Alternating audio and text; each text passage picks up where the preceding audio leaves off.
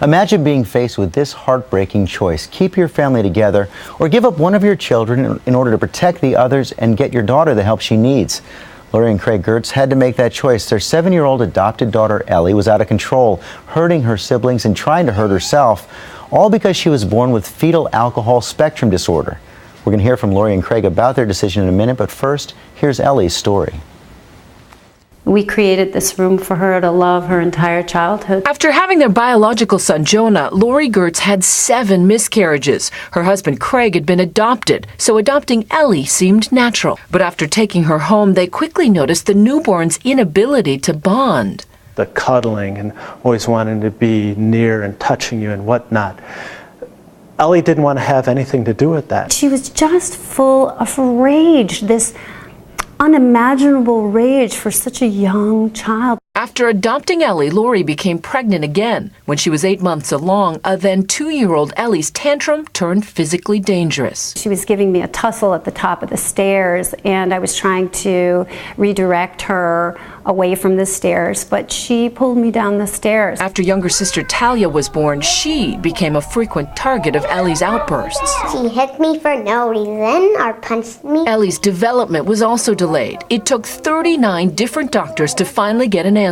At 3.5, she was diagnosed with fetal alcohol syndrome. She was really already, as a 3-year-old, completely out of control.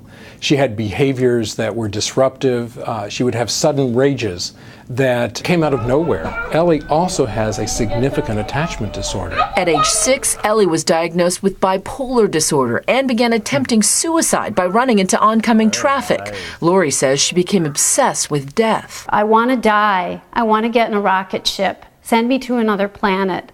I want to die. Doctors told the Gertzes Ellie needed 24-hour supervision, leaving them with a heartbreaking decision. Do they let Ellie go and save their family?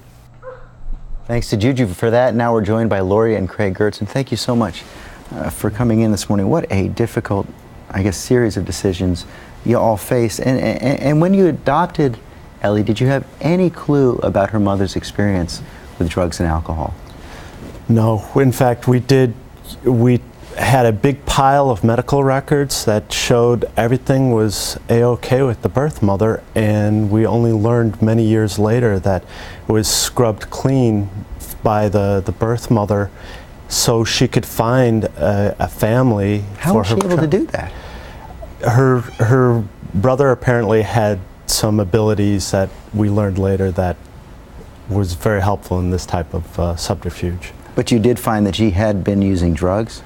She was using a whole list of drugs that goes on, and finally the brother had fessed up to that because the birth mother never did. But it wasn't this list of drugs that really had the biggest impact on Ellie. It was the alcohol consumed during the pregnancy that really did the damage and left Ellie with her legacy. And you were dealing with it for so long. I can't even imagine a 6-year-old contemplating suicide, but what was the final straw for you? Well, last fall things really got really pretty bad, and she started to run into traffic with intent to kill herself. And she would run out of the house, she would run out of a bookstore, she would run out of anywhere that we went with her. And she was hospitalized for a total of about 11 weeks between November and February.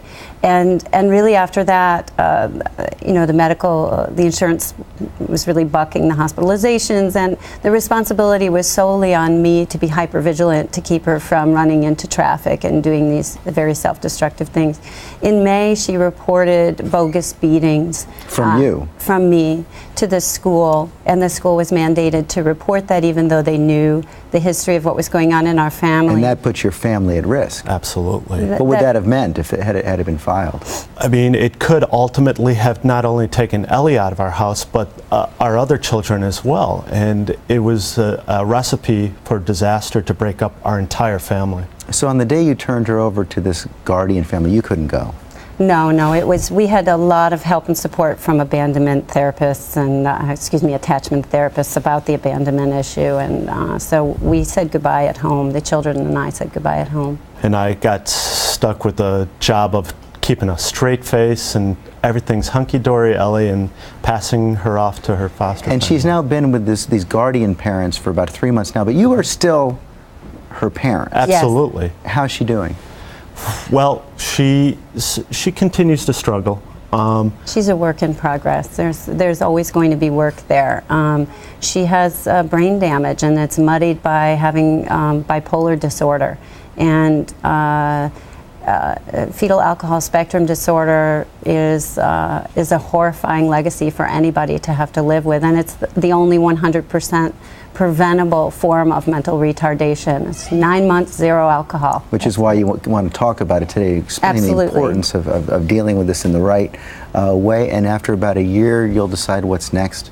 Right, Ellie? we'll see how she progresses. I mean, so far it sounds like things are on track, but at the end of the year, we're going to all sit down and take a look and see what's best for Ellie and how she's doing now and what's the best next step. But your important message today, it is just wrong to drink during pregnancy. Alcohol crosses the placenta, and the fetus does not have the ability to metabolize it. It pickles the brain, and it causes brain damage.